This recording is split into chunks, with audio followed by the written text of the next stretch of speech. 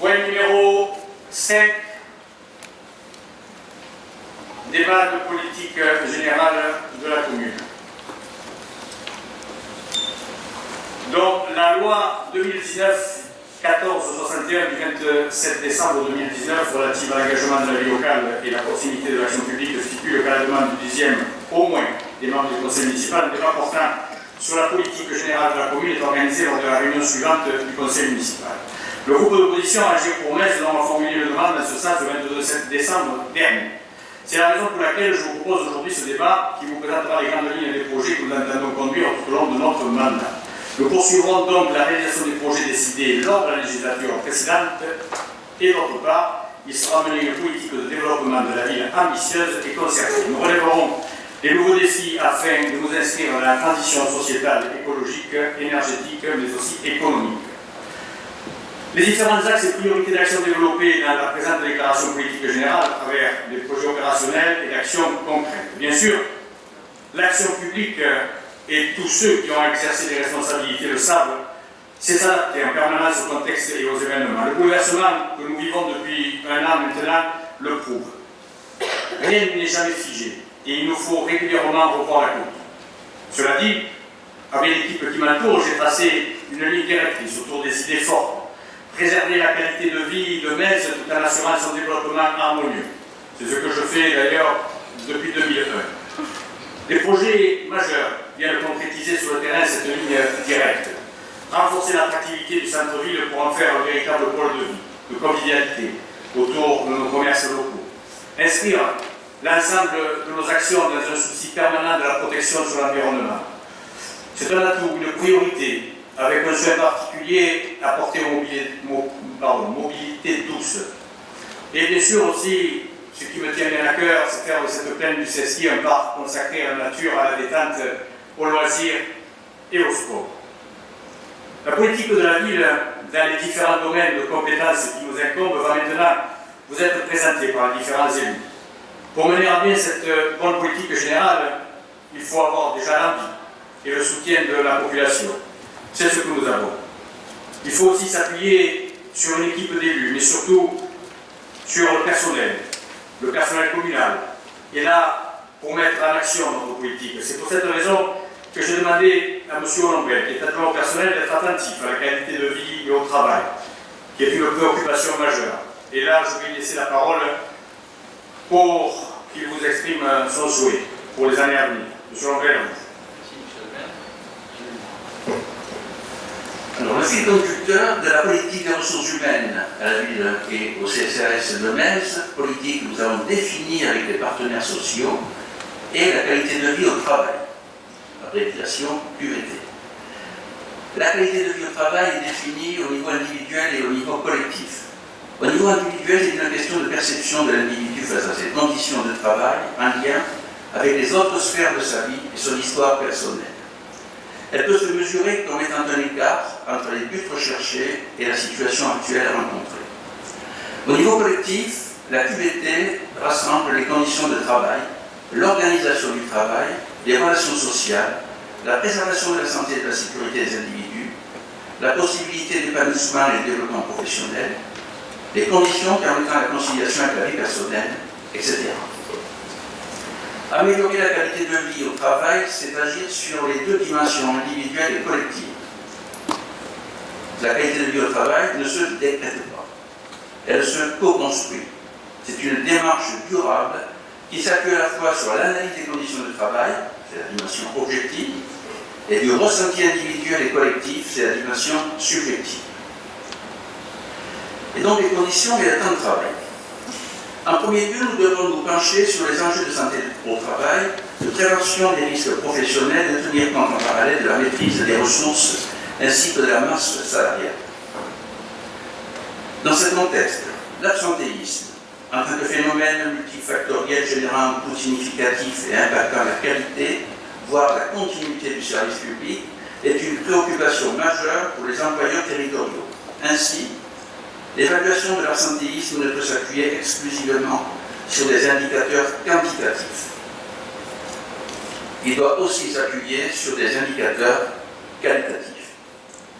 Dans notre commune, le taux d'absentéisme les taux d'assurance sont constants, à quelques écarts près.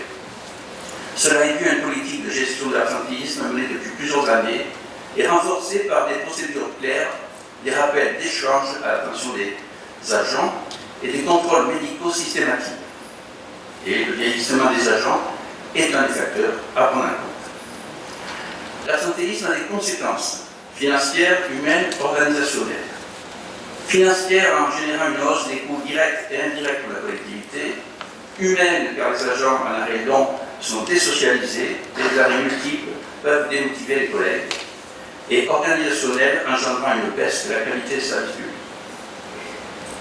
Au-delà de l'obligation légale pour les employeurs territoriaux de veiller à la santé physique et mentale de leurs agents, les enjeux de la commune reposent sur la préservation du bon état de santé des agents, sur la réduction de la probabilité de survenue d'accidents ou de maladies professionnelles, sur la prévention des risques professionnels et sur le suivi des expositions. Cependant, la démarche de prévention est complexe, car elle met en jeu différents acteurs internes, les élus, les GS, les RH, conseillers de prévention, responsables hiérarchiques, les membres du CHECT, et externes, CDG, médecins de prévention, assureurs.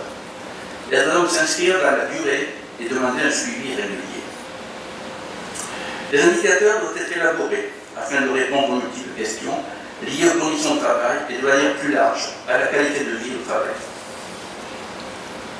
Ces indicateurs doivent pouvoir aider à comprendre les divers aspects tels que le climat général, le nombre d'actes de violence physique envers le personnel ou le taux de visite spontanée chez le médecin de prévention, l'organisation des services, la part des agents en télétravail, ou encore les facteurs de pénibilité et les risques professionnels, la part des agents concernés par le reclassement, la durée moyenne sur un poste sensible et les âges à risque par métier. La question du temps de travail est un sujet d'intérêt pour les collectivités, mais aussi un sujet complexe et sensible. Au-delà des aspects réglementaires, observer le temps de travail des agents permet de repenser l'organisation d'une collectivité ou de service afin de répondre à la nécessité de continuité du service public et des besoins des usagers. Toutefois, cette étude au sein de l'organisation permet aussi de questionner la bonne articulation entre vie professionnelle et vie personnelle des agents, une des sources d'attractivité des collectivités et point central de la qualité de vie au travail. La formation. La collectivité doit adapter en permanence ses services et ses missions afin de répondre aux besoins croissants et aux exigences de la population en matière de services publics. Les formations constituent donc un levier important en matière de politique RH pour répondre à des besoins continus de maintien et développement des compétences des agents territoriaux. Les formations ont vocation à doter un agent de savoir et de savoir-faire propre à son métier, à développer certaines aptitudes liées à ses missions, mais également à diversifier ses compétences. Elles permettent également d'accompagner l'agent dans son parcours professionnel, dans sa mobilité. Elles participent à l'évolution de carrière des agents à travers notamment les préparations au concours et examens professionnels. Les formations sont un investissement humain et financier tant pour la collectivité que pour l'agent.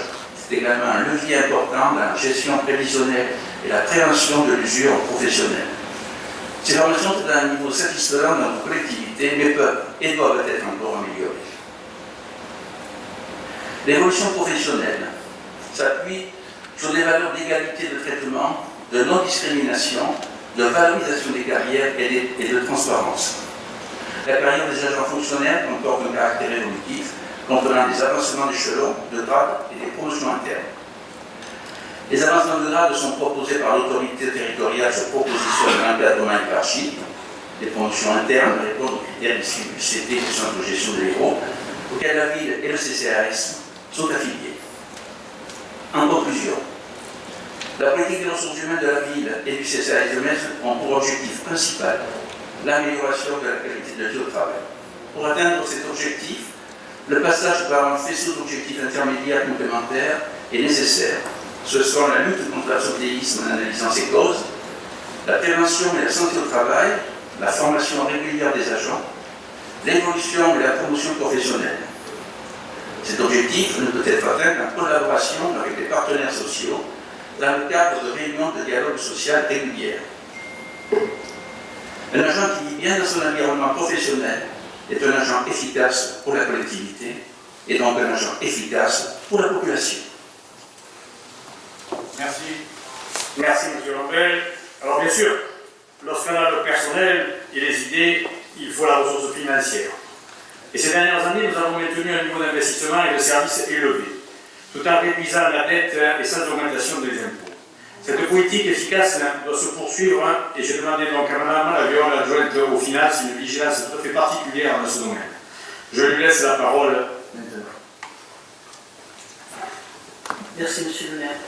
Depuis de nombreuses années, force est de constater que de nombreux efforts de rationalité financière et d'efficience budgétaire ont été entrepris par la ville de Metz.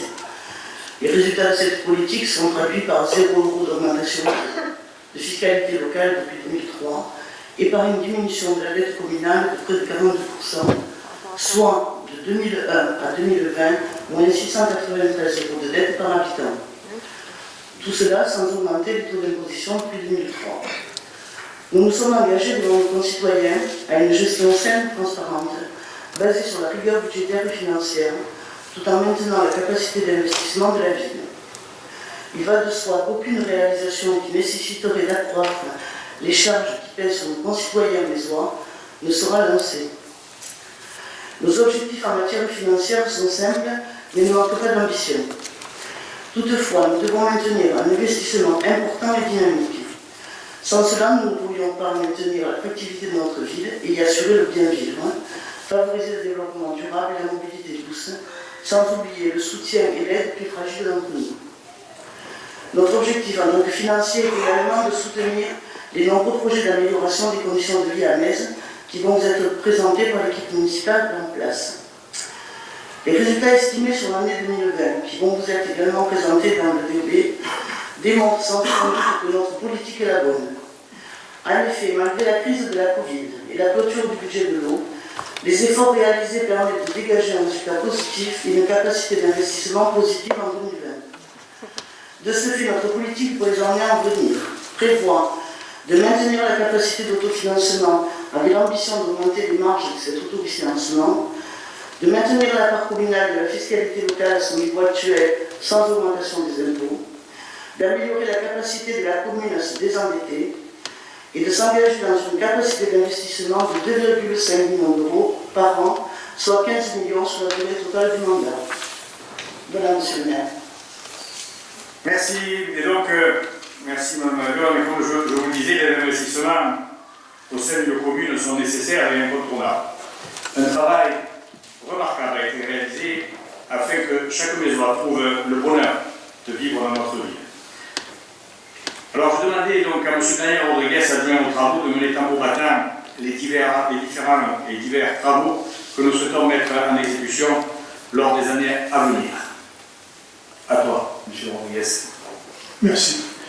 Afin de renforcer l'attractivité du centre-ville, nous avons réhabilité les halles, réaménagé la place de l'hôtel de ville ainsi que les rues adjacentes et aménagé le parking du Tambourin. Nous continuerons à rénover les rues du centre ancien telles que le boulevard du Rempart, le chemin de l'Étang, mais aussi les rues des quartiers plus récents, rue Charles-Trenet, rue des Frères Argan, rue de la Pyramide.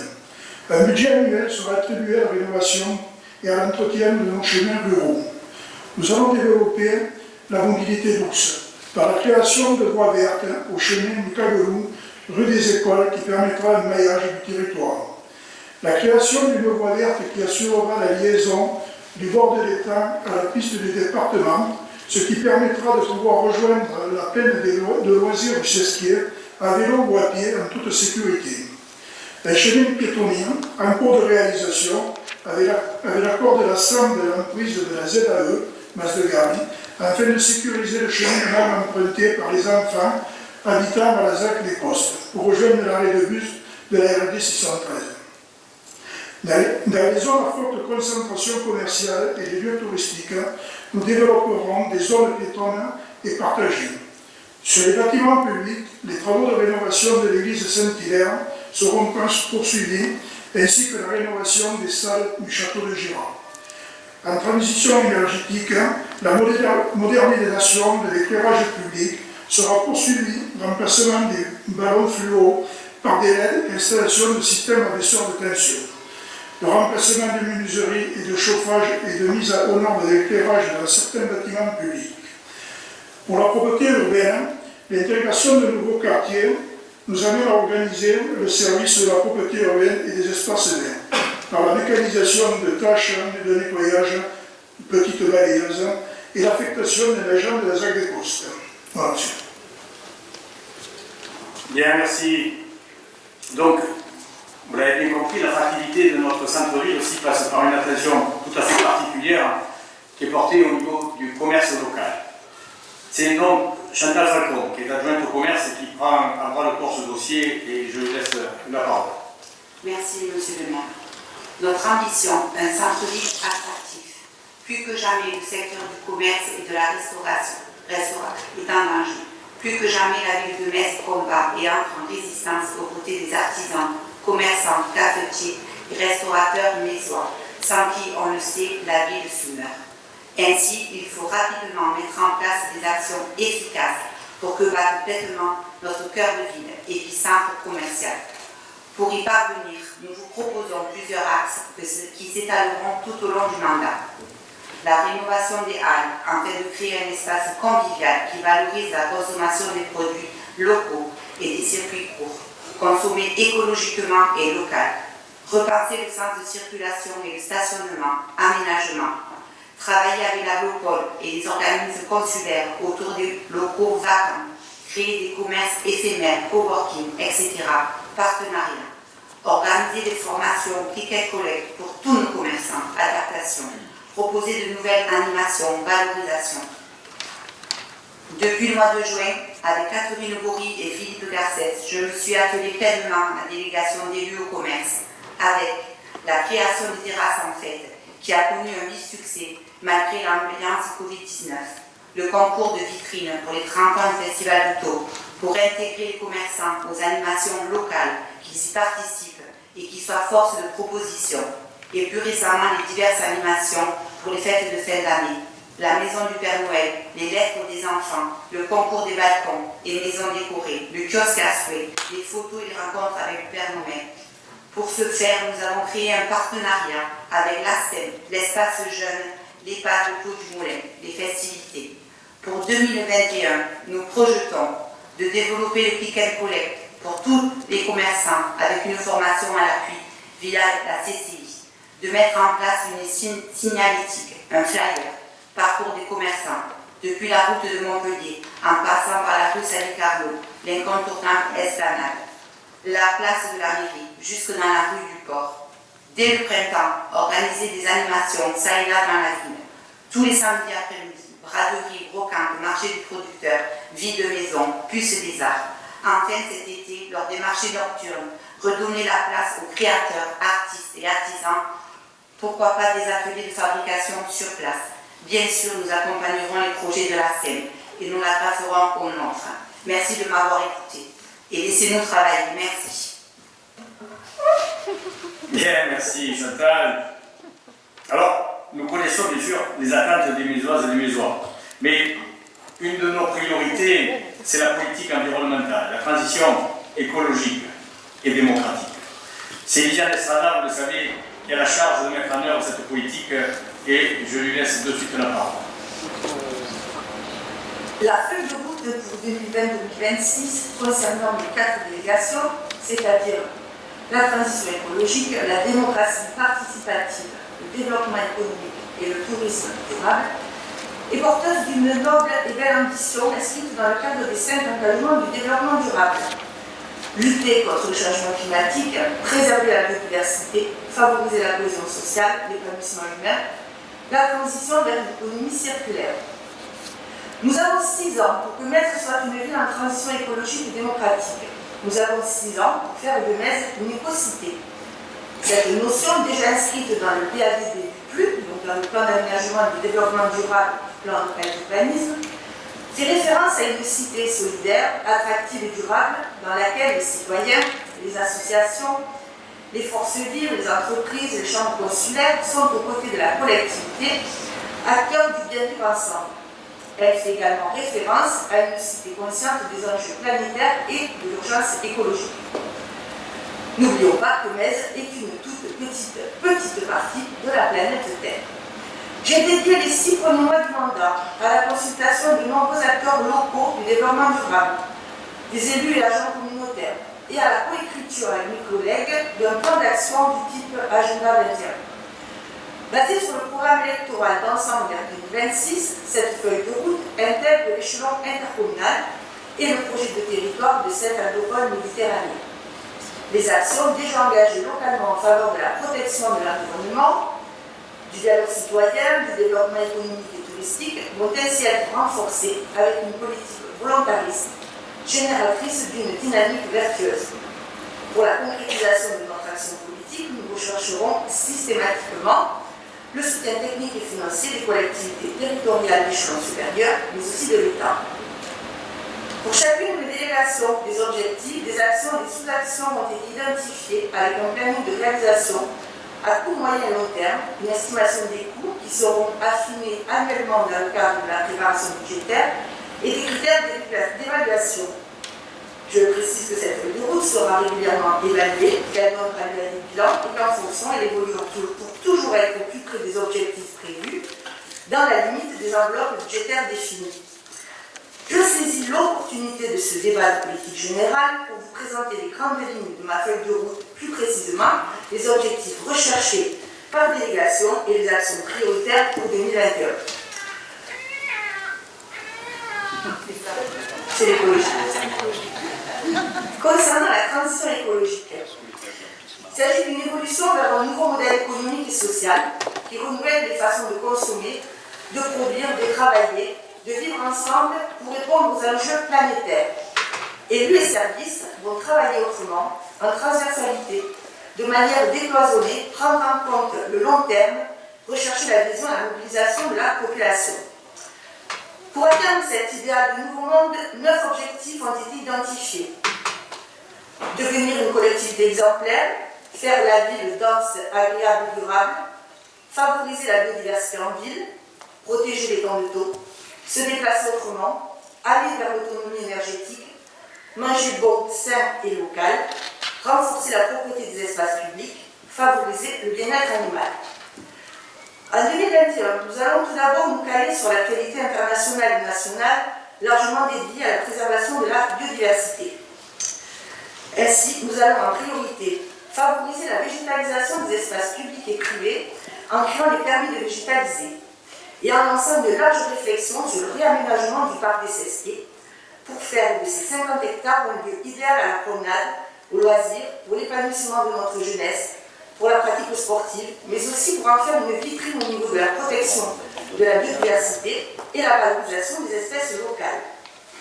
Nous allons ensuite valoriser les trames vertes et bleues, ce que l'on appelle les corridors écologiques, en poursuivant l'aménagement et la valorisation de la zone Natura 2000 des Salins, en soutenant la création par cette agropole Méditerranée de la voie verte Palace Sesquier-Étang et en lançant une réflexion avec l'Agence française pour la biodiversité autour de la création d'une aire terrestre éducative et d'une nouvelle proposition, puisque la précédente n'avait pas été retenue, d'atlas communal de la biodiversité, en partenariat cette fois avec les communes lagunaires de Sable. Nous allons également défendre la veille des pollinisateurs de la biodiversité. Un premier comité de pilotage s'est récemment réuni pour initier l'écriture d'un plan abeille et s'engager dans une démarche exemplaire qui nous permettra d'obtenir la 3e abeille au prochain label Apicité.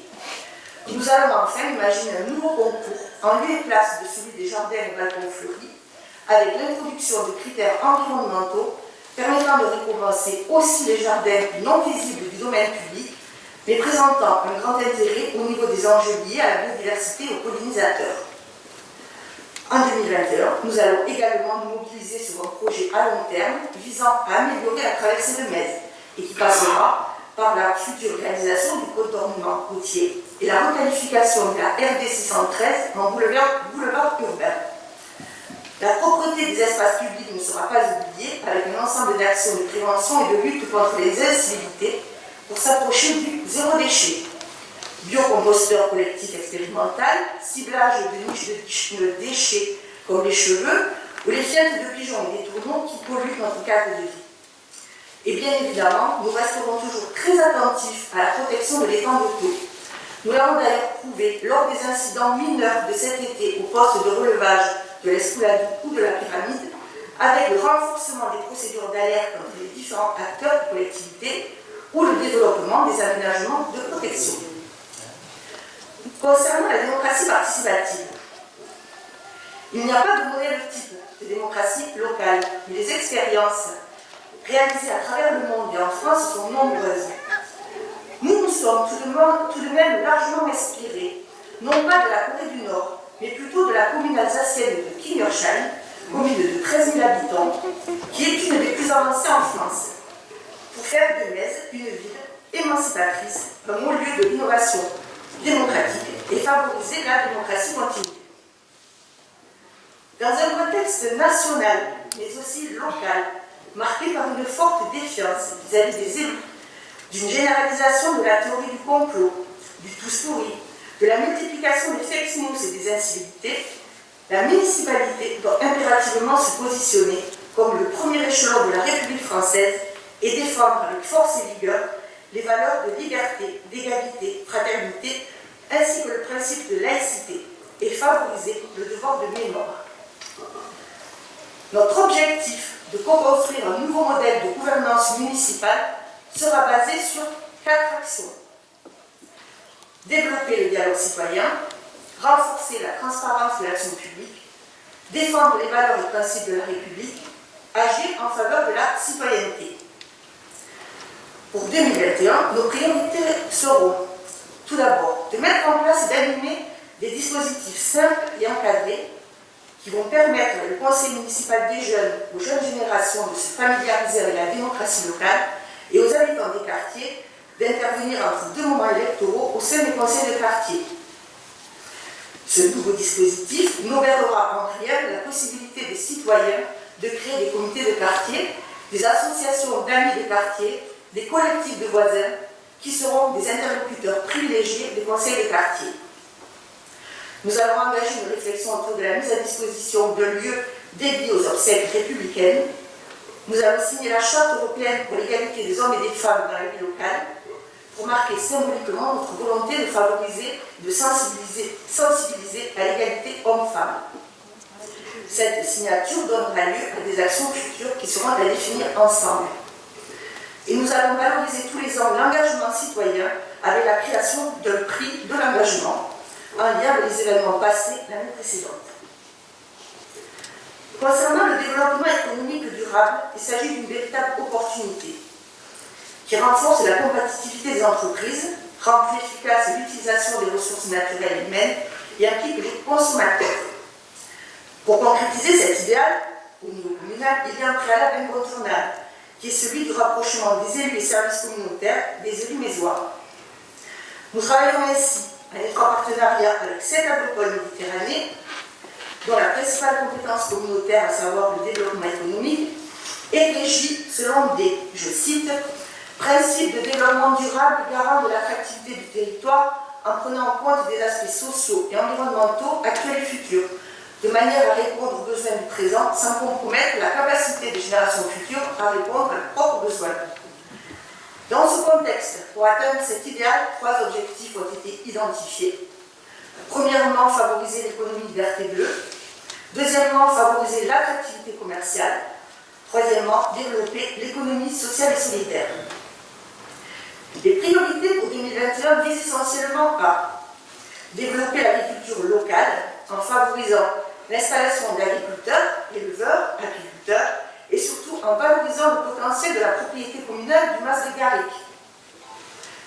Un groupe de travail a été constitué pour faire un état des lieux précis des différents usages et utilisateurs de ce site, aborder l'ensemble des problématiques, mais aussi retrouver des solutions pérennes pour rendre à ce site, fortement impacté par l'autoroute A9 et la future LGV, sa vocation agricole, restaurer son patrimoine bâti et partir à la reconquête de la biodiversité locale. Et nous sommes déjà très impliqués dans la récente démarche de plan alimentaire territorial animé par le syndicat mixte du bassin de Thau et dont nous sommes les principaux partenaires. Nous allons ensuite valoriser les produits de l'étang en œuvrant aux côtés des services de l'État, des collectivités locales, du syndicat mixte du bassin de Thau, du CRCN, de la SAFER, à la requalification de la zone rochicole des Amontous pour maintenir une zone de production à vocation interface avec le public, avec une possibilité d'accueil et de dégustation. Enfin, nous nous rapprocherons du tiers-lieu de la Palanquée pour développer l'économie sociale et solidaire et soutenir l'émergence de nouvelles activités économiques. Le tourisme durable, ce n'est pas une pratique à part, ni un marché touristique particulier. C'est une démarche qui peut être adoptée par tout acteur touristique et l'ensemble des voyageurs. Pour 2020-2026, notre objectif sera d'impliquer l'ensemble des acteurs touristiques mésois dans la dynamique de l'Office de tourisme intercommunal, qui est inscrite dans le schéma de développement touristique de SAM, qui est de faire de l'Office de tourisme un levier de développement économique, d'améliorer l'expérience de séjour des visiteurs, de structurer l'offre, de mettre en place une promotion ambitieuse pour gagner en visibilité au sein de la destination méditerranéenne. Notre objectif se concrétisera autour de 3 actions. Accompagner et professionnaliser les acteurs touristiques locaux, développer une offre touristique de qualité, assurer la promotion de la destination MES. Pour 2021, les priorités seront doubles. Nous nous mobiliserons sur le devenir et le renouveau du village de vacances Thalassa, un des futurs atouts touristiques de la commune, mais aussi du territoire intercommunal, et viseront à combler une lacune au niveau de l'offre de circuits de randonnée VTT pédestre labellisés au départ de Metz. Notre feuille de route est ambitieuse et congruente. Elle vise à satisfaire l'intérêt général des Mésoises et des Mésois et des générations futures. Elle s'enrichira de toutes les nouvelles propositions pertinentes et nous saisirons toutes les opportunités financières liées aux appels à projets régionaux, nationaux, même si on doit pour autant modifier le calendrier prévisionnel de certaines actions. Nous saurons faire preuve de souplesse et d'adaptabilité pour relever les nombreux défis. L'écocité mésoise, le MES de demain, se prévoit aujourd'hui. La transition écologique et démocratique de notre commune sera une réalité, et je n'ai en cela aucun doute, car les élus d'ensemble vers 2026 partagent les mêmes valeurs, ont les mêmes objectifs, et l'ensemble des services, agents et moyens financiers seront mobilisés autour de cette notion de développement durable. Je vous remercie. Bien, merci Lisiane. Alors, l'un va passer à l'autre, et nous devons mettre aussi, bien sûr, l'accent sur notre politique sociale et de solidarité. Et c'est Bernard Charbonnier qui s'y colle. Monsieur le maire, mesdames, messieurs les adjoints, mesdames, messieurs les conseillers municipaux. Souvent, on parle de déformation professionnelle et je dois vous avouer que je ne suis pas l'exception qui confirme la règle.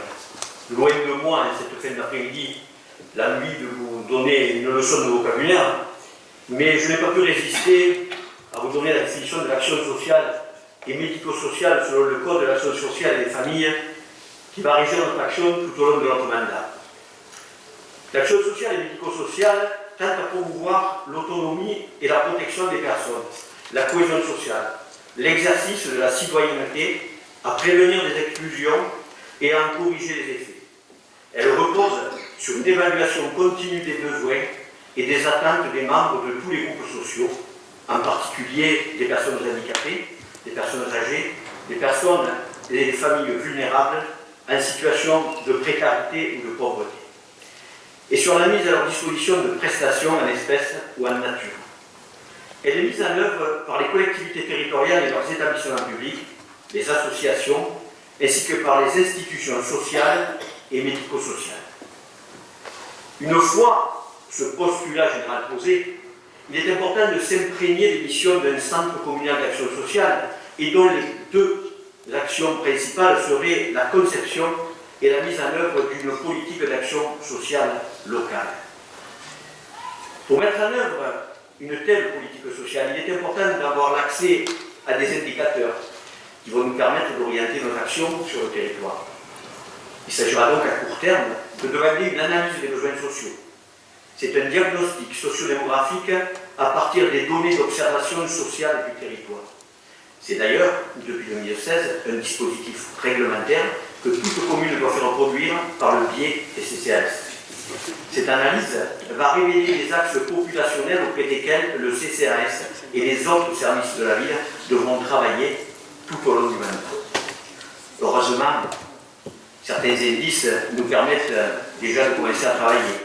Et le premier objectif de ce mandat consistera à repenser l'accueil des administrés et à diversifier l'offre au sein du CCAS, et plus particulièrement du pôle social. Une politique sociale ne peut pas non plus être mise en place sans une étroite collaboration avec les partenaires, tels que les associations caritatives implantées sur la ville. Nous resserrerons les liens avec les Restos du Cœur et nous accompagnerons le Secours populaire dans la pérennisation de son action sur notre commune. Nous savons déjà que les grands chapitres de notre action sociale tourneront autour de la famille et s'articuleront autour de plusieurs grands thèmes que je vais développer maintenant. Le handicap. Une commission handicap et médico-sociale a été créée lors du deuxième conseil d'administration du CCAS. Elle aura rapidement en charge l'établissement d'un état des lieux du handicap sur notre territoire. Nous proposerons une meilleure prise en charge et un accompagnement plus étroit des parents, des enfants et des adultes en situation de handicap. Dans le cadre scolaire, nous proposerons des cafés 10 qui permettront aux parents de mieux cerner les conduites à tenir en présence d'élèves multi-10. Des conférences sur les différents thèmes du médico-social pourront être proposées à nos administrés. Le logement. Loger décemment les Mésoises et les Mésois sera également une priorité du mandat. Notre parc de logements sociaux est attractif. Le travail de coopération avec les différents bailleurs sociaux a déjà commencé. Des relations privilégiées avec Héros Logement, Promologie, 3F, FDI, Arcade, mais aussi avec Action Logement et les services de la préfecture se lient au fur et à mesure de nos collaborations. C'est par ces partenariats avec nos différents prestataires que nous travaillerons au plus près des attentes de nos demandeurs. Ces attentes, nous les affinerons encore en accompagnant les Mésoises et les Mésois dans la constitution des dossiers de demande de logements sociaux. Ce guichet d'enregistrement fait partie du programme de restructuration de l'offre au sein du pôle social. La vieillesse et la dépendance. C'est aussi un axe fort de notre action sociale. La ville de Metz compte 35,9% de personnes âgées de plus de 60 ans. Elle n'échappe pas au vieillissement de la population que l'on peut constater au niveau national. Aussi, il est important de mettre en place une politique et des actions tournées vers cette population. Il faut penser le parcours de la personne âgée sur la ville du début de sa retraite jusqu'à la fin de sa vie, en fonction de son âge, de ses besoins, du seuil de sa dépendance, de son isolement, des services dont elle aura besoin au cours de son parcours de vie. Ce parcours se travaille avec les acteurs de la santé, avec les associations, avec les structures existantes sur la ville. Le CCAS a tout son rôle à jouer dans les années à venir en tant qu'animateur de la politique sociale de la ville. En ce qui concerne plus particulièrement le pôle personnes âgées du CCAS, c'est-à-dire l'EHPAD, le SIAD et l'ANA, ces structures ont toutes leur rôle à jouer auprès de la population. Elles concernent plus particulièrement l'activité de maintien à domicile et d'accompagnement à la fin de vie des personnes âgées. Ces structures associent en grande partie des dimensions sociales et médicales. La Covid-19 nous a confortés dans l'idée que l'EHPAD était avant tout un lieu de vie et non un lieu de soins, même si, je vous l'avoue, le soin est important. Aussi, dans les années à venir, l'EHPAD va continuer de développer le projet Montessori centré sur la personne âgée, développer la réflexion autour de l'accompagnement de la fin de vie chez les personnes âgées, continuer à travailler sur l'accueil de jour, continuer à développer le travail avec les partenaires locaux et de l'agglomération. Par ailleurs, le contrat pluriannuel d'objectifs et de moyens doit être déposé fin février 2021 auprès des autorités de tarification, déterminant les principaux objectifs de prise en charge de la personne âgée, sur ces bases dans les 5 ans à venir. En 2021, le SIAD sera soumis également au contrat pluriannuel d'objectifs et de moyens. Les projets à venir pour le SIAD consisteront à développer la méthode Humanitude centrée sur la prise en charge de la personne âgée. C'est une base qui est sur les idées un peu similaires à Montessori. Et clarifier bien évidemment l'avenir de l'ANA. Force est de constater que le CCAS de la ville de Metz est déjà bien doté en structure tournée vers l'accompagnement des personnes les plus âgées. La santé et l'alimentation. Ces deux thèmes constituent les clés de voûte d'une vie saine et propice à la longévité. C'est pour cette raison que nous allons à moyen terme proposer à nos Mésoises et nos Mésois le dispositif Bouger sur ordonnance.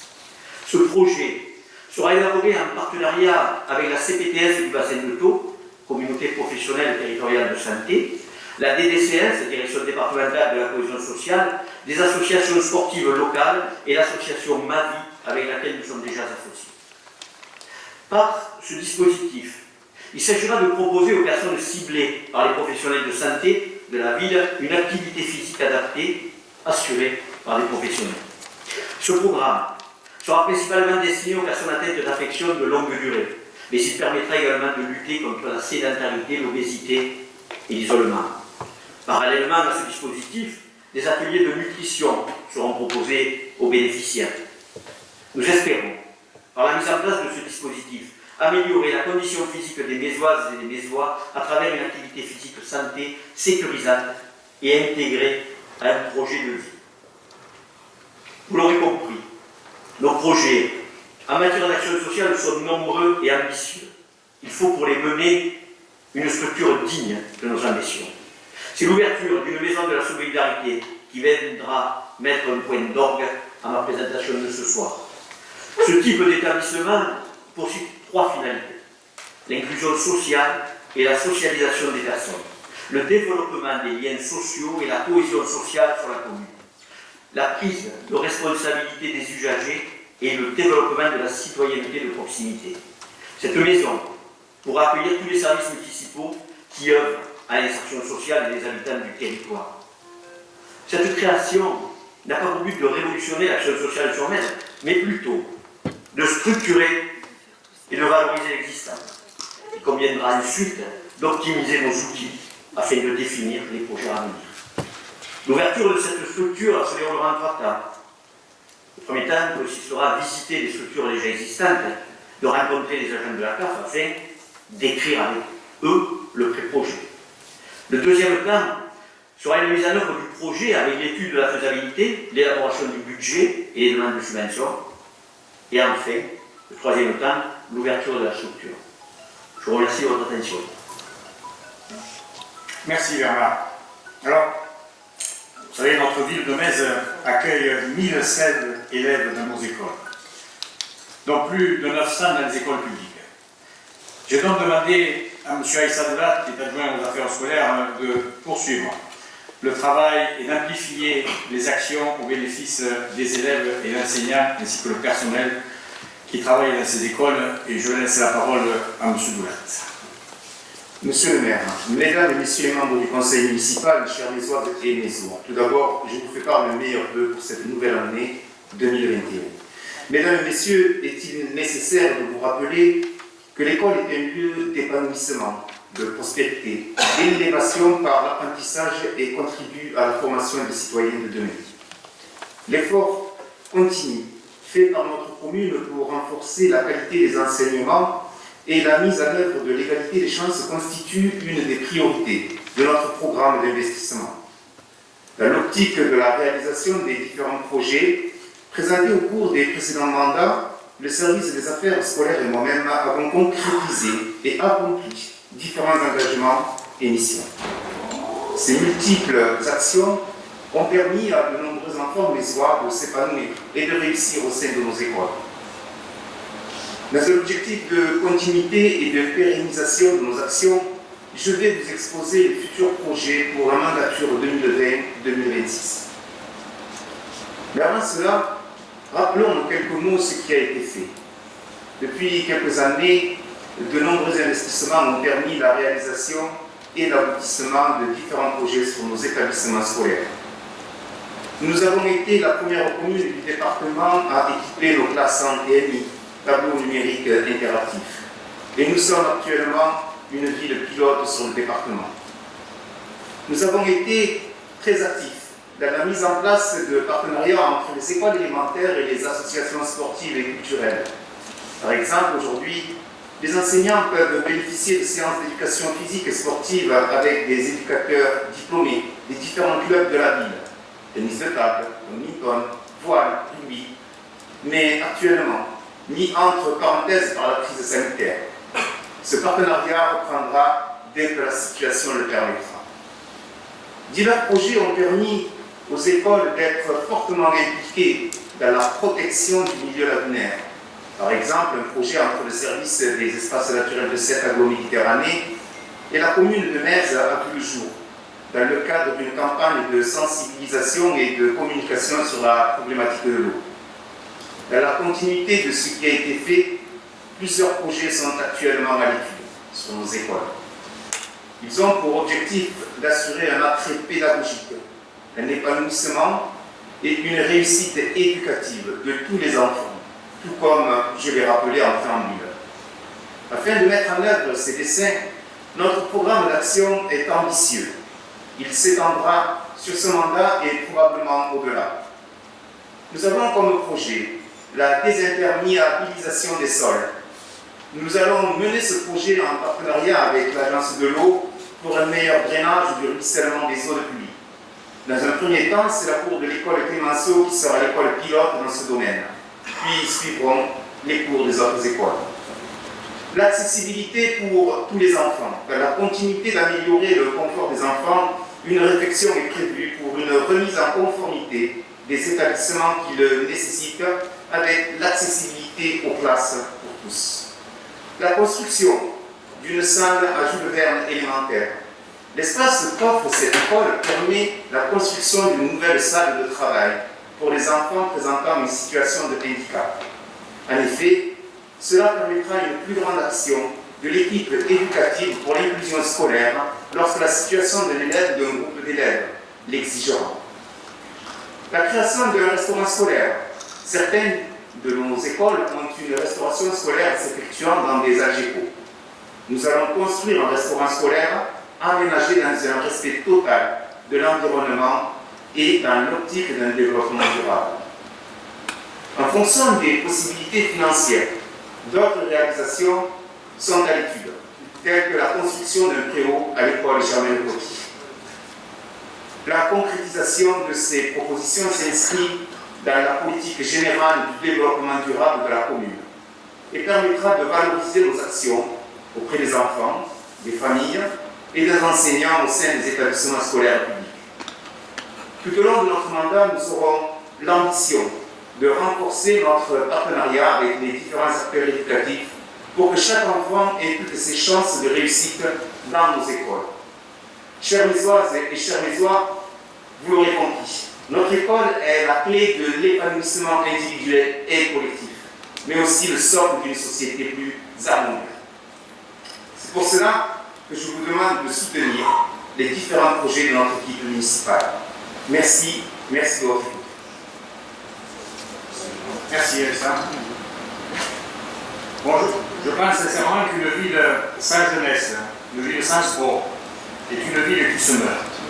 Ce n'est pas le cas de la ville de Metz et M. Benoît-Sol, adjoint à la jeunesse et au sport, devra continuer à impulser cette dynamique forte sur notre jeunesse et continuera aussi à réaliser cette relation que nous avons avec les clubs sportifs. Pour cela, je laisse la parole donc à M. Benoît-Sol. Merci. Mesdames et messieurs les élus, entre tradition et modernité, l'évolution des pratiques sportives à Metz est le fruit de plusieurs orientations. Dans un cadre général, l'avènement des loisirs a impacté tout au long du siècle dernier notre société. La pratique sportive, préparer les classes les plus aisées, a progressivement imprégné l'ensemble des classes sociales selon trois principes: mesurer, juger, marquer. Plus récemment, au cours des dernières décennies, ce triangle est apparu moins impérieux dans la classification des activités physiques, sportives et artistiques. L'émergence des activités sportives de pleine nature et le développement des activités de la forme et de l'épanouissement personnel ont renouvelé les usages sociétaux en matière de pratiques sportives. Aujourd'hui, sport de compétition et pratique de loisirs coexistent, partageant les mêmes lieux d'activité. Metz n'a pas échappé à cette évolution générale. Mais ici, sans doute plus qu'ailleurs, le caractère propre de leur cité s'est affirmé. Ainsi, nos différents sports traditionnels occupent une place importante dans la sphère sportive, dans nos cœurs et dans nos vies. Transmettre aux jeunes générations leur attachement au sport traditionnel est un objectif fort. Ils sont notre identité, façonne nos joies et forge toute notre fierté. Durant ce mandat, la politique sportive de la ville s'orientera selon plusieurs axes. Éduquer, accompagner sur le chemin de l'excellence, se divertir et entretenir sa santé. Dans ce cadre, nous nous appuierons bien évidemment sur la richesse du tissu associatif. À ce titre, ma première proposition, Monsieur le maire, consiste à préserver en 2021 l'enveloppe globale relative aux subventions octroyées aux associations sportives. Dans un contexte sanitaire très impactant pour les finances de la ville, une telle proposition constitue un acte fort. Durant ce mandat, nous accompagnerons nos associations et nous favoriserons également l'émergence des activités naissantes. Nous nous appuierons également sur nos accueils de loisirs, de la maternelle jusqu'à l'adolescence. L'éducation à la motricité fait partie des axes forts du projet jeunesse que je présenterai ce soir par ailleurs. Nous nous appuierons enfin sur notre volonté de développement du couple sport-santé. L'action menée au cours de l'été dernier et intitulée Semaine Sport et Santé figure parmi les initiatives à développer. Nous souhaitons également, à travers nos écoles, nos associations et nos structures sociales, valoriser notre label Vivez Bouger. Notre politique vise en outre la rénovation de nos structures sportives, très sollicitées au quotidien, ainsi que leur développement. À cet égard, notre équipe soutient le projet de création d'une piscine intercommunale. La ville de Gijan sera prochainement dotée d'une telle structure, mais suivra. Henri Fricou s'est battu pour ce projet. Les Mésoises et les Mésois méritent de le voir aboutir. Une piscine intercommunale permettra de favoriser l'apprentissage de la natation dès le plus jeune âge, d'impulser la naissance d'un club de natation et de sauvetage, d'autoriser les pratiques de rééducation motrice, d'accompagner les pratiques liées à la périnatalité, de permettre à toutes les générations d'accéder à des activités aquatiques en lien avec la santé. D'autres réalisations sont à l'étude, telle l'émergence d'une piste et d'un sautoir favorable à la pratique de l'athlétisme et à la préparation physique, la création d'un espace sport-santé autour du lac ou la réforme du skatepark du Cesquier.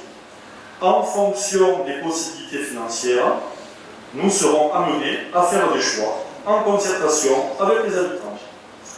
Le travail a déjà commencé. Durant 2 mois, les stades honneurs et annexes du Cesquier ont été laissés au repos afin de permettre à nos jardiniers de revitaliser les pelouses de match. Les clubs ont compris cette nécessité et adapté leur organisation. De plus, une étude vient d'être lancée afin de rénover intégralement le dispositif d'arrosage depuis sa source, au niveau du centre aéré, jusqu'aux 4 stades. Cette lourde rénovation est une nécessité. La salle, située au rez-de-chaussée du complexe Bernard-Jeu, fait actuellement l'objet d'une rénovation complète.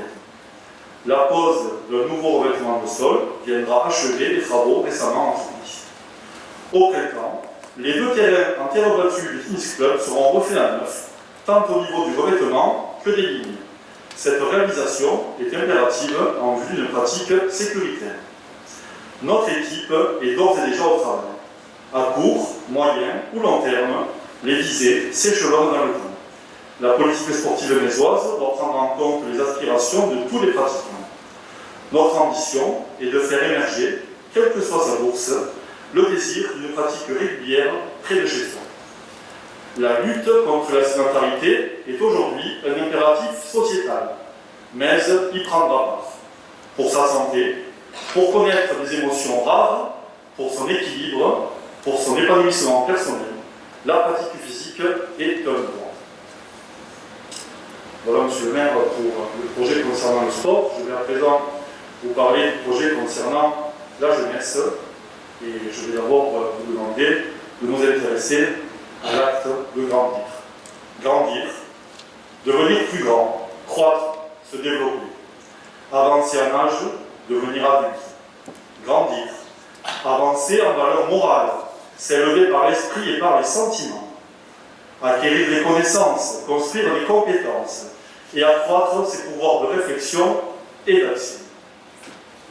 Grandir, apprendre à se titulé en tant que personne pour pouvoir poser des actes libres. En complément du cadre familial et de la maison-école, le projet politique jeunesse de la ville vise à accompagner nos enfants sur ce chemin de croissance. Du plus jeune âge jusqu'à l'entrée dans la vie adulte, notre politique jeunesse poursuit le dessein d'autoriser chaque enfant à trouver des raisons d'apprendre, de s'épanouir, de se développer. Dans ce cadre, l'estime de soi constitue un prisme essentiel. Son caractère pluridimensionnel en fait un outil de valorisation des réussites. En conséquence, la diversité des actions à mener doit s'envisager à travers le plus large panel possible. Aujourd'hui, la pression exercée par notre société sur sa jeunesse est forte. Réussite sociale, choix d'orientation précoce, système d'évaluation, mode de sélection sont autant d'éléments qui tendent à favoriser le repli sur soi-même. Pourtant, les racines de la jeunesse mésoise sont plurielles. Il paraît dès lors nécessaire de bâtir des outils visant à tisser des liens, à développer l'écoute de l'autre et de ses opinions, et à faire émerger les bénéfices liés aux notions d'intelligence et d'action collective. Le progrès individuel constitue une tendance humaine vectrice d'épanouissement lorsqu'il se place au service d'une vie collective solidaire.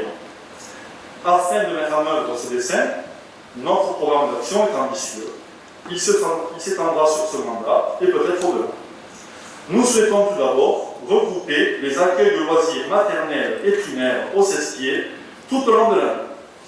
Des travaux de rénovation sont pour cela nécessaires, pour le bâtiment principal, mais également au niveau de plusieurs gîtes du camp hôtel. Ce cadre naturel est superbe. Nos enfants méritent un tel lieu d'épanouissement. Nous souhaitons également développer la formation continue et qualifiante de tous nos animateurs. Dès que la situation sanitaire l'autorisera, un nouveau conseil municipal des jeunes émergera. L'animateur référent y travaille d'ores et déjà. Cette assemblée disposera d'un véritable budget. Au niveau du skatepark, au Cesquier, notre souhait est d'impulser la création d'une association de jeunes utilisateurs, plus à même que nous tous ici, de présider à l'évolution de cette structure. Plusieurs aménagements dédiés à la jeunesse sont également aujourd'hui à l'étude tout autour du lac. La culture abondera au quotidien les contenus proposés, avec notamment la reconduite des journées jeunesse et culture. Un projet permettant aux jeunes de retrouver le chemin du cinéma municipal, fermé par mesure sanitaire, est actuellement en préparation afin d'user du 7e art tel un outil d'éducation et d'ouverture au monde. La sensibilisation sur la place de la femme dans la société et sur les inégalités toujours criantes à cet égard trouvera également sa place dans ce projet. Nos jeunes filles doivent pouvoir rêver aussi loin que nos jeunes garçons. En matière d'accès à la culture sportive, plusieurs actions seront engagées. La lutte contre la sédentarité constitue un objectif fort, et cela dès le plus jeune âge. L'éducation à l'environnement trouvera également toute sa place dans notre politique, au moyen de nos ressources internes, tout d'abord, et en créant des liens avec les associations environnementales et les professionnels dont l'activité est intimement liée à la nature de notre territoire.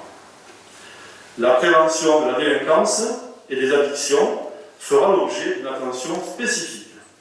L'éducation numérique y prendra place. L'addiction aux écrans et le rapport aux réseaux sociaux sont des sujets préoccupants. Il convient de les traiter. Nos équipes sont déjà en mouvement. Au Cesquier, le rassemblement des élèves maternels et primaires a déjà opéré le temps de l'été. Tous les enfants ont pu bénéficier de l'accueil, de la restauration et des animations sur place. Ce succès nous a permis d'engranger une expérience de terrain importante en vue d'aménagements futurs précédemment cités. En parallèle, une restructuration des équipes de direction de nos accueils de loisirs a été menée et opère d'ores et déjà. Ces équipes s'attellent à mettre en œuvre les projets. Pour cela, des heures de préparation supplémentaires ont été dégagées en dehors des plans d'accueil. C'est un choix fort. L'enfance est l'âge de tous les possibles. Notre ambition est de permettre à chacun de nos enfants de grimper sur ses propres épaules. L'adolescence est quant à elle souvent vécue telle une épreuve. Veillons ensemble à ce que nos jeunes en sortent tous grandis. Je vous remercie. Merci, M. Sol. La politique aussi culturelle et festive doit constituer pour une collectivité un enjeu majeur. Nathalie Cabron, adjointe à la culture, va vous détailler les différents axes de cette politique qui doit être menée dans les années à venir. Je laisse la parole donc à Nathalie Cabron. Merci, Monsieur le maire.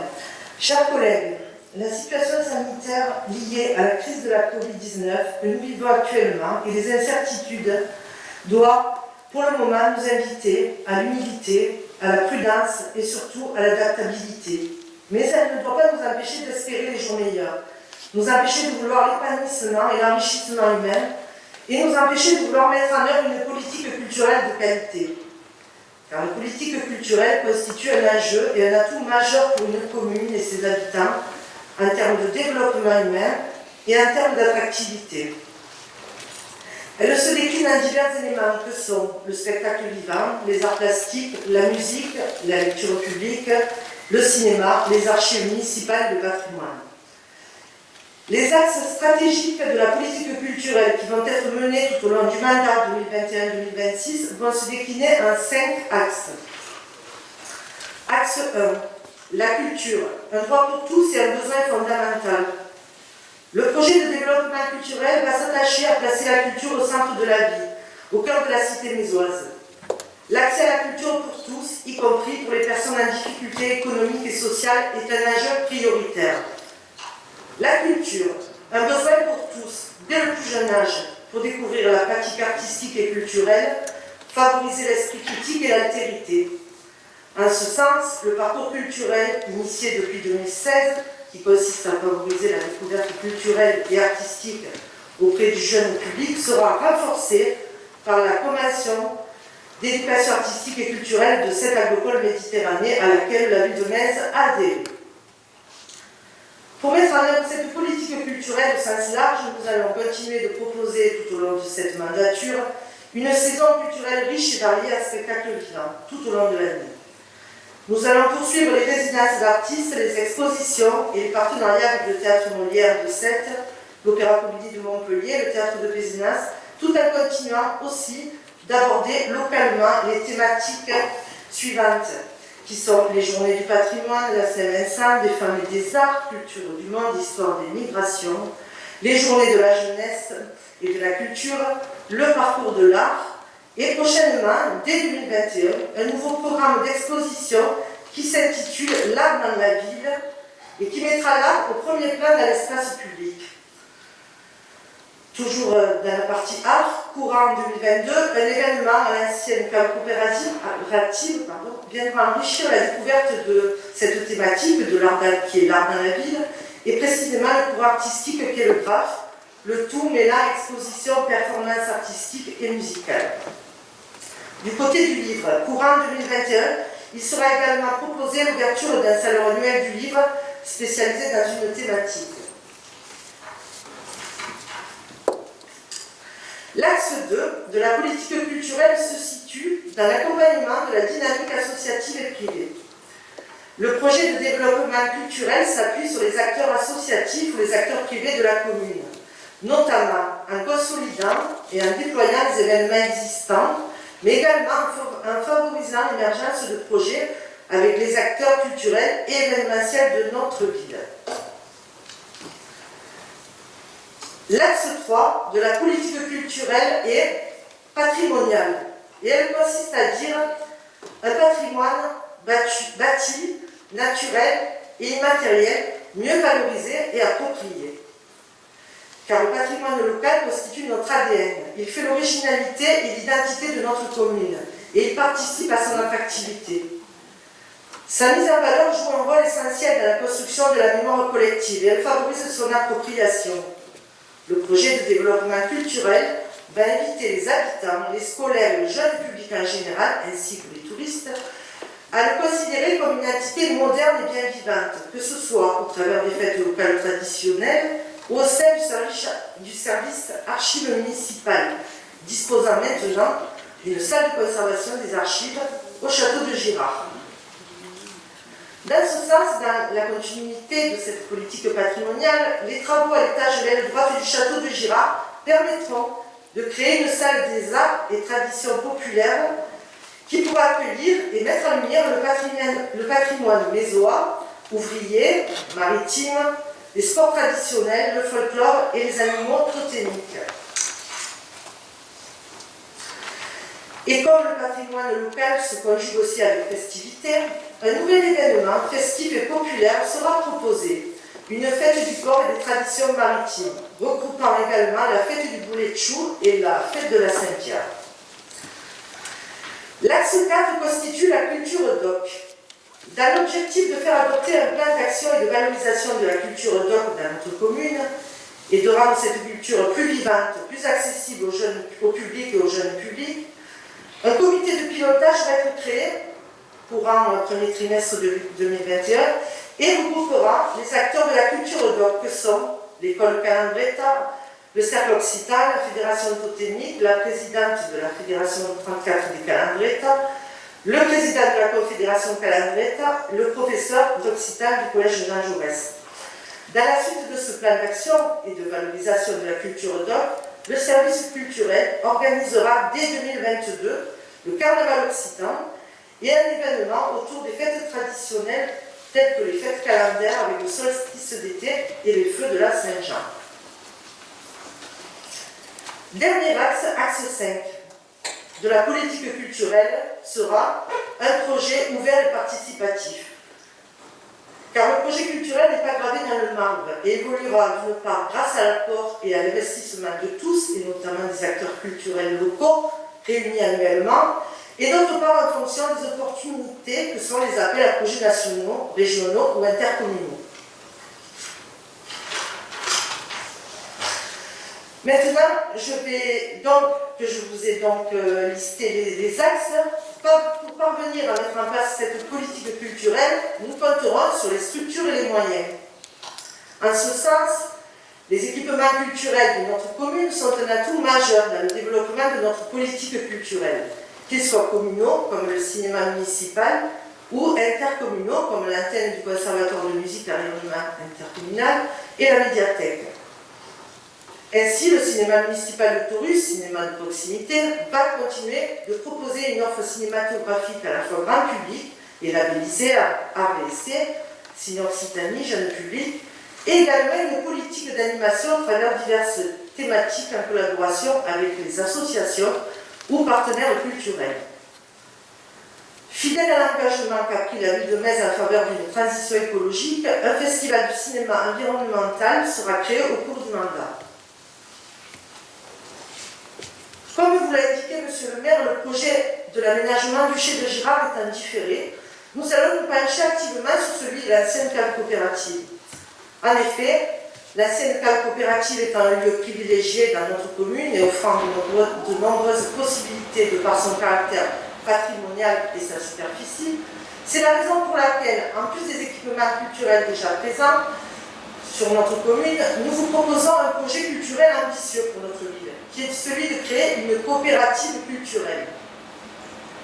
Avec l'appui du plan de relance de l'État, l'appui de cette agropole, de la région Occitanie, mais aussi de la DRAC et le département, cette coopérative culturelle pourra regrouper dans un premier temps la médiathèque, l'antenne de Metz du CRI, ensuite une annexe du tiers-lieu La Palanquée de Sète, une microfolie, et pourra devenir également un lieu d'accueil du spectacle vivant, un lieu de concert, de création artistique et culturelle et de projets émergents en collaboration avec des partenaires culturels associatifs et des partenaires financiers que sont les institutions.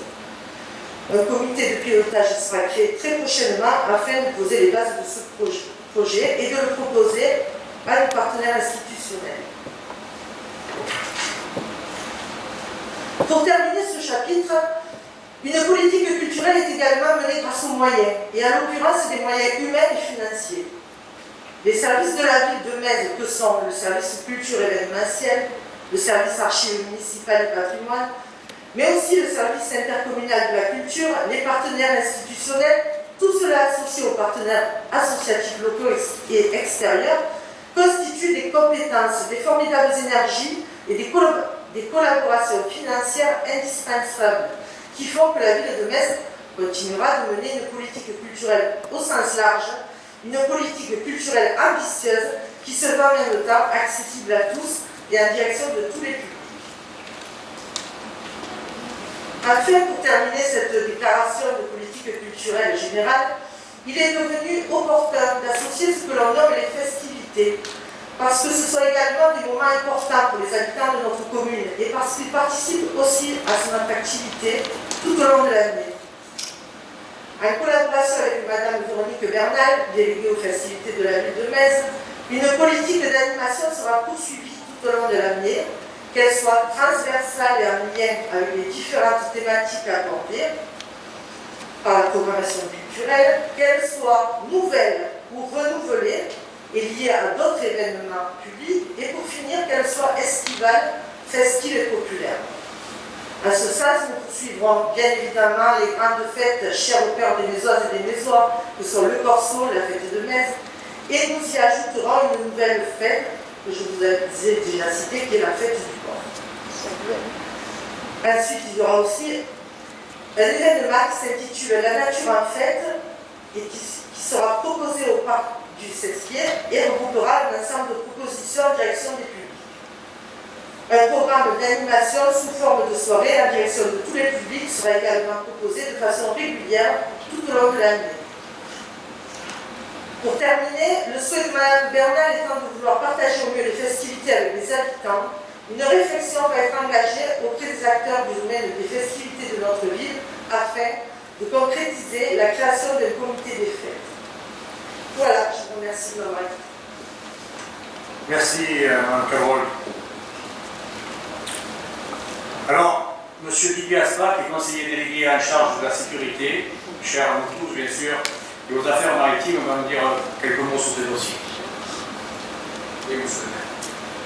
Le port de Metz, d'abord. Le port de Metz est le premier port en Occitanie à obtenir la certification AFNOR, actif en biodiversité. Ça va continuer sa route vers l'excellence. Le travail avec les bioïdes, interrompu pendant la Covid, va se poursuivre. Nos plages aussi appréciées des Mézois et des vacanciers vont se voir pourvues d'outils appropriés au nettoyage du sable. La quantité de sable apportée chaque année va être nettement réduite afin de limiter le tremblement de l'étang de terre. En ce qui concerne la sécurité des habitants et la lutte contre les incivilités sont évidemment des priorités pour la ville de Metz. Il ne faut pas tenir compte de l'actualité qui ne reflète pas la réalité. Je parle bien sûr de l'auteur de cette phénomène. Les chiffres annuels de la délinquance sont bons, et pour la plupart à la baisse. Seules les violences interfamiliales ont augmenté en 2019.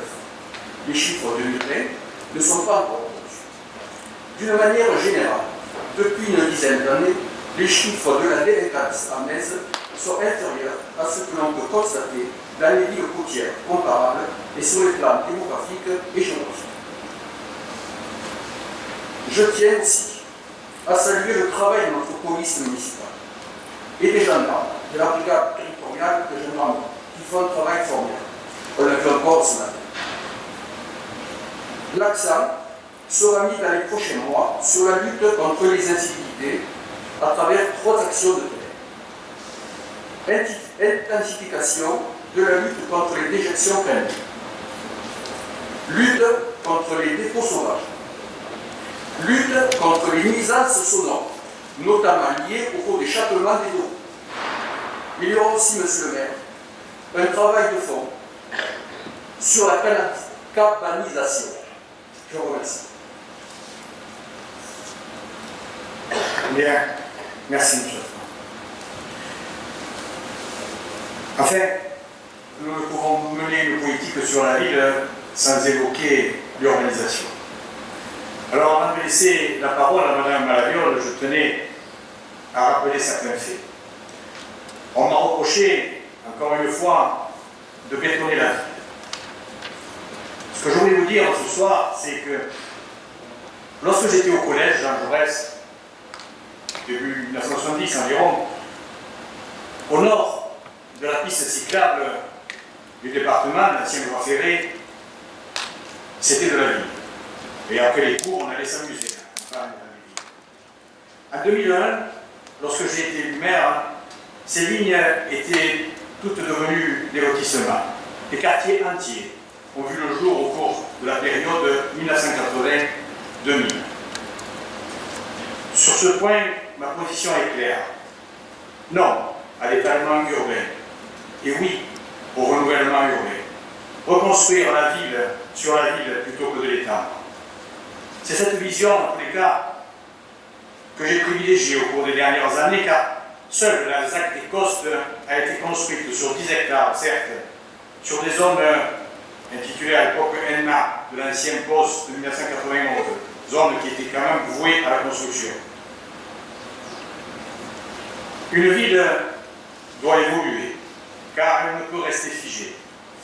C'est d'autant plus vrai que nous devons répondre à une triple problématique: le desserrement familial, la pression démographique et la mise en conformité avec la loi SRU sur le taux de logements sociaux. Dans ce contexte, notre feuille de route, c'est le plan local de l'habitat, validé par nos services de l'État. Et là, pour cela, je vais laisser la parole à mon adjointe à l'urbanisme, Mme Marie-Lia Malaviole. Merci, Monsieur le maire. Quand on parle d'urbanisme, il faut déjà regarder quel est le contexte juridique. Tout ce qui régit l'urbanisme, toutes les orientations d'urbanisme d'une ville sont très complexes du fait de ce contexte juridique. Une hiérarchie des normes et des rapports de compatibilité et de conformité s'impose à nous. Il s'agit des principes généraux de l'urbanisme, la loi littorale, la loi Bruy, toutes les lois qui s'y rapportent, sans oublier le PPRI, les trames vertes, les trames bleues. La liste n'est pas exhaustive, en effet. À cela s'ajoutent différentes directives, comme la directive de protection et de mise en valeur des territoires, SAGE, les programmes d'équipement, le PRADT, l'Atlas zone inondable, les schémas personnagés, etc. L'ensemble de ces textes ont permis d'élaborer le SCOT, schéma de cohérence territoriale, un SCOT intégrateur. Celui-ci fixe les principes et les grandes orientations d'aménagement qui doivent être mis en œuvre localement par les différents documents de planification. Le SCOT s'impose au PLU, au plan local d'urbanisme de la ville. L'autre document majeur, comme vous l'a dit M. le maire, qui guide la politique d'urbanisme d'une ville, c'est le programme local de l'habitat, PLH. Le PLH doit prendre en compte les conséquences en matière d'habitat, des perspectives de développement et d'aménagement telles qu'elles ressortent du SCOT. Le PLH doit proposer une traduction spécialisée et quantifiée des besoins estimés à l'échelle du territoire du SCOT à travers un programme d'action spécifique. Le PLH a été débattu et voté par l'ensemble des communes de la SAM, puis validé par les autorités préfectorales. Les orientations telles que définies par ce PLH 2019-2024 établi au niveau de la SAM ont pour objectif de maintenir une croissance démographique positive dans un contexte de préservation accrue de l'environnement, de stabiliser les familles et le développement d'une offre de parcours résidentiel ascendant, d'améliorer l'effort d'une production de logements sociaux mieux adaptés aux capacités du territoire et au profit des demandeurs, tout en veillant aux équilibres sociaux dans le parc existant,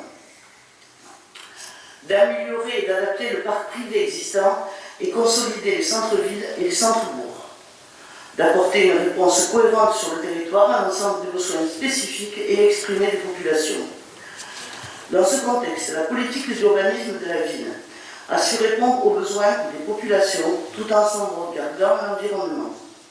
En effet, contrairement à ce qui a parfois été dit, le rythme des constructions s'est fortement ralenti depuis 2018, avec une moyenne de 60 logements par an et aucune surface urbanisable n'a été ajoutée dans l'actuel PLU à celle ouverte ou vouée à l'urbanisation par le poste de 1991. De plus, le programme d'urbanisme a permis d'éviter l'étalement urbain en construisant la ville sur la ville. Pour les 5 années à venir, nous prévoyons une urbanisation contenue et adaptée aux besoins des populations, tout en privilégiant une ville à taille humaine. Pour cela, le renouvellement urbain en centre-ville sera favorisé. L'étalement urbain en périphérie sera maîtrisé afin de protéger les terres agricoles, forestières et naturelles. L'offre de logements sociaux et l'accès à la primo-accession seront augmentés pour favoriser l'installation des jeunes mésois. Ces orientations répondent aux nouveaux besoins des mésois dus au desserrement des ménages, à la croissance démographique et au renouvellement du parc de logements. Concernant les logements sociaux, la ville compte aujourd'hui 707 logements, dont 125 construits en 2019 et 2020. Pour rappel, les objectifs de l'État pour cette période étaient de 81. Le plan local d'habitat prévoyait, sur sa durée de 2019 à 2024 pour la ville de Metz, la création de 662 logements en intégrant le diffus, dont la création sur les 6 ans de 225 logements sociaux, soit en moyenne près de 38 logements sociaux par an. C'est pourquoi, afin de répondre aux besoins de la population, de nouveaux logements devront être construits sans pour autant qu'aucune surface urbanisable ne soit ajoutée à celle ouverte ou vouée à l'urbanisation depuis le poste de 1991. Il n'y aura donc aucune urbanisation au-delà du chemin des Sesquiers, la D 158.2, et les zones naturelles seront préservées. Sur la zone constructible, au sud du chemin des Sesquiers, ce sont 150 logements environ, dont 40% de logements sociaux, répartis avec 30% de social classique et 10% de bail réel solidaire, qui devront être construits. Par ailleurs, un certain nombre de projets sur le diffus et dans le cadre du renouvellement urbain devraient nous permettre d'atteindre nos objectifs dans un contexte de croissance démographique maîtrisé. Ces nouveaux logements pourront répondre à nos futurs besoins et obligations. Ils devront respecter les dernières mesures environnementales et s'intégrer dans un environnement urbain afin de faciliter les mobilités douces. Monsieur le maire. Bien, merci Madame Laviole. Et avant de terminer ces explications, je profite de ce débat pour vous dire quand même quelques mots sur le village de Club-Thalassa. Différentes options ont été envisagées ces dernières années pour des raisons diverses. Vous le savez, il ne nous a pas été possible d'engager la mutation de cette structure. Deux choses sont certaines, en tous les cas aujourd'hui, c'est que le Thalassa restera propriété de notre ville de Metz, mais malgré tout, il nous faut rapidement assurer sa rénovation pour que ce village de vacances, et ça, je pense que tout le monde est d'accord, redevienne quand même un des fleurons touristiques et un poumon économique pour notre commune de la ville de Metz. Sur ce dossier, je pense qu'il est urgent d'entamer une réflexion sérieuse et de s'entourer d'experts en tourisme. L'actuel DSP court encore pour 18 mois environ. Nous allons mettre à profit ce temps pour lancer un audit. Nous avons entendu ces derniers mois des propositions, parfois illusoires ou farfelues. En tous les cas, je veux me reposer sur des experts pour savoir exactement ce que l'on peut faire dans ce village de vacances. Nous voulons rassembler, en tous les cas, l'ensemble des éléments d'information nécessaires à la prise de décision. L'objectif étant de donner au Thalassa les meilleures perspectives d'avenir pour le placer sur une rampe de lancement idéale pour les 20 à 30 années à venir. Voilà ce que je voulais dire sur le Thalassa. Et en conclusion, donc, le programme que nous entendons décliner au cours de ce mandat, je pense, est réaliste et compatible avec l'exigence de nos finances publiques locales. L'ensemble de ces projets sera discuté, amendé et complété au gré des échanges et des concertations. Notre détermination, sachez-le, est entière pour mener à leur terme ces propositions pour le bien de l'ensemble des Mésoises et des Mésois.